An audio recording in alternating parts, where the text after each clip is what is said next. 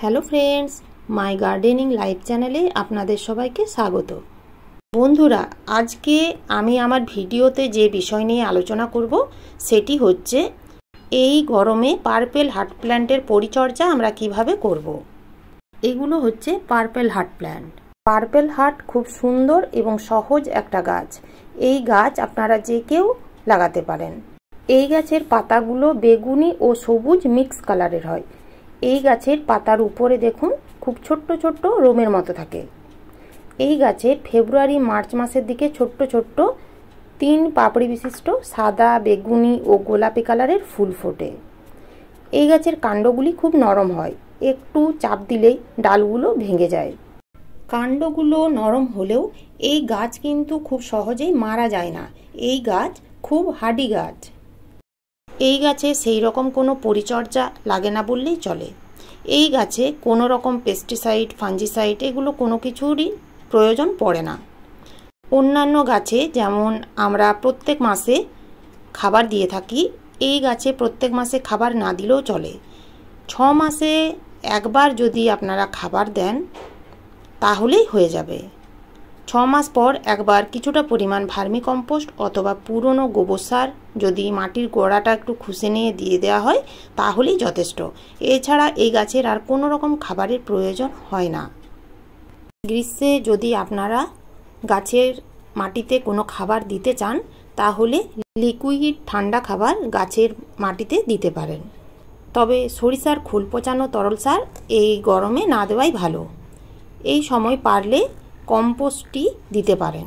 এই কম্পোস্টটি কিভাবে বানাতে হয় এ নিয়ে আমার চ্যানেলে একটা ভিডিও দেওয়া আছে, আপনারা চাইলে দেখে নিতে পারেন। বন্ধুরা, এই গাছ রোদ্দুর খুব একটা পছন্দ করে না, তবে গ্রীষ্মকালে তো নয়।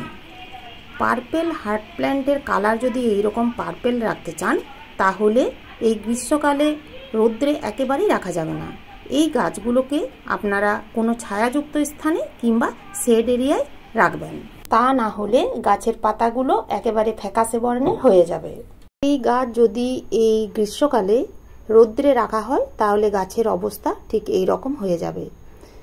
আমার এই যে এই দুটো গাছ দেখতে পাচ্ছেন এগুলো রোদ্রেই রাখা ছিল। পার্পেল পাতাগুলো দেখুন কেমন মুড়ে গেছে এবং অধিকাংশ পাতায় কিন্তু জ্বলে পুরো একেবারে বাদামি বর্ণের হয়ে গেছে। এই গাছে কাণ্ডে এবং পাতায় জল স্টোর থাকে, তাই অন্যান্য সময় জল কম দিলেও চলে, কিন্তু গ্রীষ্মকালে যখনই দেখবেন মাটি শুকিয়ে গেছে তখনই জল দেবেন।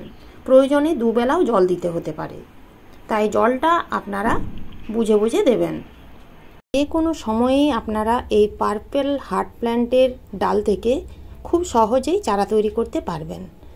সামান্য একটু ডাল যদি কেটে নিয়ে মাটিতে বসিয়ে দেন তাহলে 5 থেকে 6 দিনের মধ্যেই কিন্তু খুব সহজেই চারা তৈরি হয়ে যায়।